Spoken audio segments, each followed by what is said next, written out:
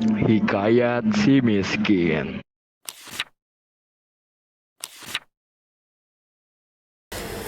Asalnya, Raja Kayangan dan jadi demikian karena disumpahi oleh Batara Indra, terlantar di negeri antah berantah dan keduanya sangat dibenci orang.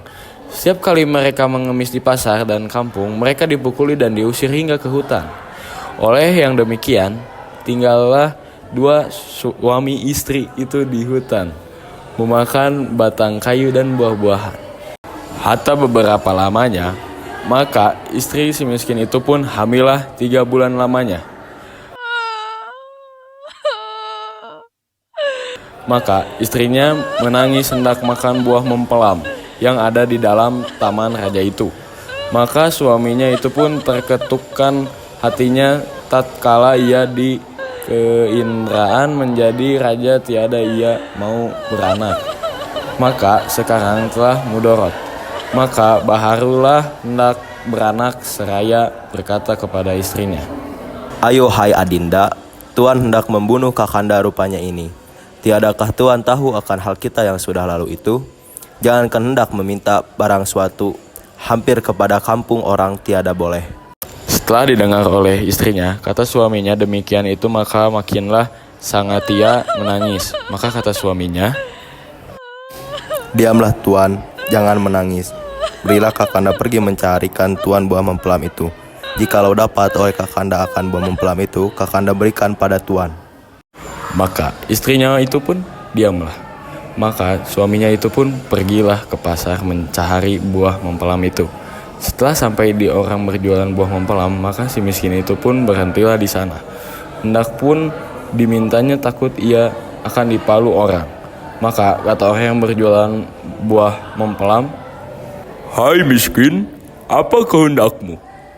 Lalu orang miskin itu menjawab, Jikalau engkau kasihan dan sayang serta kasihan kepada hambaku yang malang ini, aku mau diberikan yang sudah dibuang itu. Aku mau minta buah mempelamu yang busuk itu 1 butir saja, Tuan. Jadi semua orang pasar yang mendengarkan orang malang itu terlalu berbelas kasih. Sepertinya hatinya hancur. Jadi ada yang memberi buah mempelam, ada yang memberi nasi, ada yang memberi pakaian, ada yang memberi buah-buahan. Maka orang miskin itu pun terkejut pada dirinya sendiri karena ia diberi berbagai macam oleh si pedagang. Adapun wasiat di masa lalu, jangan beli dia barang yang hampir mustahil. Dia dilempar dengan tokat dan batu. Setelah dia memikirkan hal itu di dalam hatinya, dia kembali ke hutan untuk mencari istrinya. Maka katanya, Ini Tuan, buah mempelam dan segala buah-buahan serta makanan dan pakaian itu. lalu istrinya menginjak buah itu sambil bercerita kepadanya ketika ia sedang berada di pasar. Maka istrinya pun menangis dan tidak mau makanlah kalau bukan buah mempelam yang ada di pasar, di taman raja. Biarkan aku mati sekali saja. Jadi suaminya terlalu kesal melihat istrinya bertingkah seperti orang yang akan mati. Rupanya sudah tidak ada listrik lagi, maka suaminya pergi menemui Kaisar Indralewa. Jadi, raja berada di depan semua raja, maka orang malang itu datang, lalu masuk ke dalam sekali. Maka raja berkata, Kasihan apa yang kau inginkan? kemudian orang miskin itu berkata, Ada juga, Tuanku. kemudian dia menundukkan kepalanya dan meletakkan di tanah. Maafkan Tuanku, maafkan aku 1000 kali lipat, Tuanku. Jika ada alasan sah alam untuk taat, hamba orang rendahan ini harus meminta buah dari sah alam. Mempelam yang telah jatuh ke bumi, mungkin, Tuanku. Maka raja berkata, Apa yang ingin kamu lakukan dengan buah mempam itu? jadi orang mengambilnya dan memberikannya kepada orang miskin. Maka orang malang itu mengambilnya sambil memujanya. Lalu dia berjalan kembali keluar. Setelah itu raja masuk ke istananya. Jadi segala raja-raja dan menteri hulu balang rakyat sekalian itu pun masing-masing pulang ke rumahnya. Maka si miskin pun sampailah kepada tempatnya.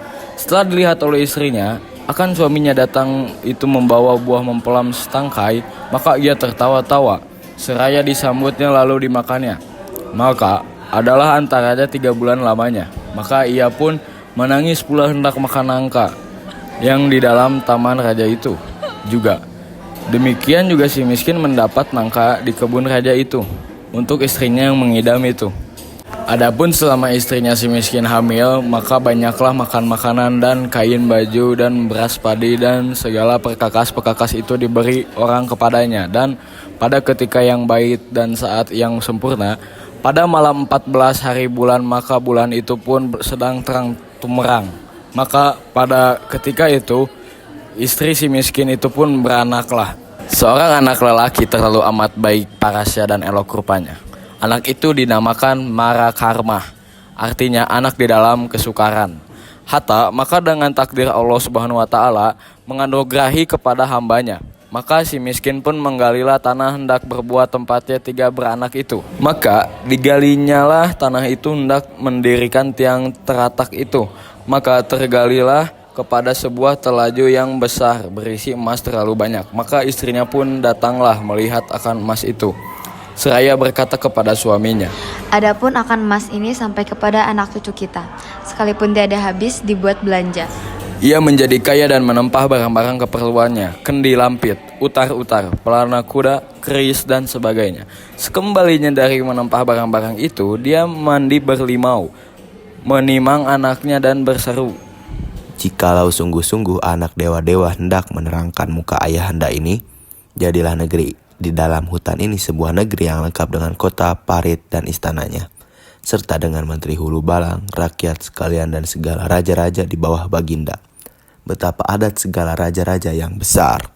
kabul permintaan itu dan si miskin menjadi raja bertukar. Nama Maharaja Indra Angkasa dan istrinya bertukar nama Ratna. Dewi dan negeri itu dinamakan Puspasari.